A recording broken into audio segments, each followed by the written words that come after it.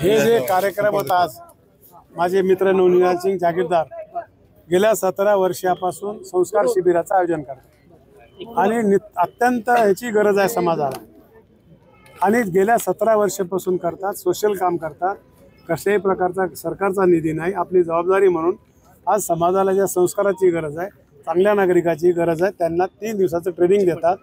ज्या ज्या क्षेत्रामध्ये एक्सपर्ट मान्यवर आहेत त्यांना बोलून घेऊन पालकाला आणि विद्यार्थ्याला मार्गदर्शन करतात आणि त्यांचाच मित्र आमचेच बँकेचे डायरेक्टर आहेत, सहकार मर्शी झाल्यामुळे मंत्री झाल्यामुळे माझाही सत्कार करायचा त्यांनी निमंत्रित केलं आणि ह्या 2 कामाच्या निमित्ताने मी इथं आलेलो आहे। साहेब, किरीट सोमय्या यांनी भुंग्याच्या विरोधात आंदोलन केले। खरं तर ते भाजपाचे नेते आहेत, म्हणजे सत्ताधारी नेत्यांनाच आंदोलन करावं लागतं। असं काही नाही आहे, असं काय करायची गरज नाही। कोर्टाने मागे सांगितलेलं आहे सगळ्याला। आत्ताच मी सांगितलं की नियमाचं पालन आपण करावं।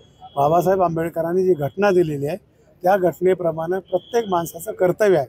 सगळे कायद्यानं राज्य चालत नाही, मानसिकताच माणसाची बदलली पाहिजे की मी काम करत असताना, मी गाडी चालवत असताना, मला काही करत असताना माझा त्रास दुसऱ्याला होणार नाही ही खबरदारी आपण घ्यायची आहे। मग असे अनेक पक्षामध्ये काही लोक असतात 4-2। बीडमध्ये एका सरपंचांना एका वकील महिलेला बेदम मारहाण केली।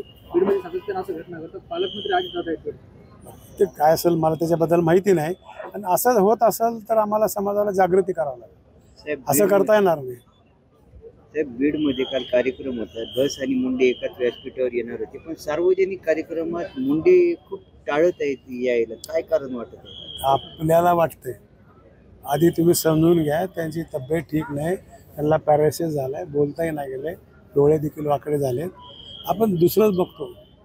हां, काय कारण नाही, आता आमच्या मिटिंगला वगैरे मुंबईला घेतात ना, म्हणजे फॅशन शो मध्ये पण दिसले होते मुंडे साहेब। जवळ असेल, जवळच्या माणसाने तुमच्यासारखा आग्रह केला असेल, मुंडे साहेब तुम्ही हिरो आहात, तुम्ही या, आम्हाला बरं वाटतंय, गेले असते। साहेब, हातगावचे शिवसेनेचे आमदार बाबुराव कदम कोळीकर यांनी पालकमंत्री अतुल सावेंना पत्र लिहिले, तुम्ही विरोधकांना निधी वाटप करताय आणि तुम्ही नांदेडमध्ये आल्यानंतर तुमचा आम्ही निषेध करणार आहोत। बघा कसं आहे, ज्यांना पक्षामध्ये आहे त्यांनी पक्षाचे जे काही धोरण आहेत, मी इथं आलो आहे, माझे अध्यक्ष इथं आहेत, मी आल्यावर मी येताना माझं कर्तव्य आहे, हे काही सांगून येत नाही।